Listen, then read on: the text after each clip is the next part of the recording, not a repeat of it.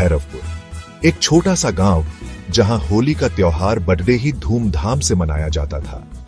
गांव वाले रंगों में सराबोर, ढोल नगाड़ों की थाप पर थिरकते, खुशियां मनाते।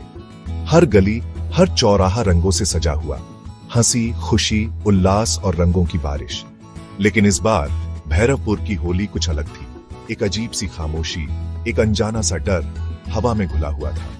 भैरवपुर की होली का इतिहास रंगों जितना ही रंगीन था। कहानियां, किस्से, गाथाएं पीढ़ी दर पीढ़ी चलती आ रही थी। लेकिन इस बार एक नई कहानी बनने वाली थी। एक ऐसी कहानी जो भैरवपुर की होली को हमेशा के लिए बदल देती। एक ऐसी कहानी जो लोगों के दिलों में दहशत का ऐसा रंग भर देती जो कभी न उतरता। प्रियंका, गांव की सबसे हंसमुख और जिंदा दिल लड़की। उसकी हंसी, उसकी शरारतें सबको भाती थी। विजय, गांव का एक शरारती लड़का, प्रियंका से प्यार का दावा करता था। लेकिन प्रियंका ने कभी उसकी बातों पर ध्यान नहीं दिया।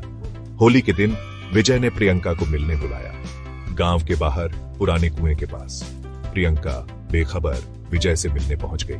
क्या पता था उसे ये उसकी आखिरी मुलाकात होगी। विजय ने गुस्से में प्रियंका को कुएं में धक्का दे दिया। चीख, चिल्लाहट, सहायता की गुहार, सब कुछ उस गहरे कुएं में समा गया। विजय वहां से भाग गया, अपने गुनाहों को पीछे छोड़कर। प्रियंका की चीखें, उसकी आखिरी सांसें उस कुएं में कैद हो गईं। कुछ दिन बीत गए। गांव में प्रियंका के गुमशुदगी की खबर आग की तरह फैल गई।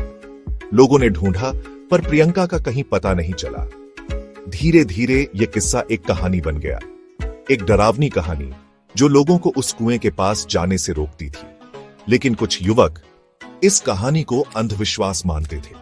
उन्होंने ठान लिया था कि वो इस कहानी को झूठा साबित करेंगे। होली का दिन आ गया। युवक ढोल नगाड़ों के साथ नाचते गाते उसी कुएं के पास पहुंच गए। उनका मकसद था इस डर को, इस कहानी को हमेशा के लिए खत्म करना। उन्होंने रंग खेलना शुरू कर दिया, गाने गाने लगे और ठहाके लगाने लगे। उन्हें लगा ये कहानी बस एक अफवाह है, एक झूठ।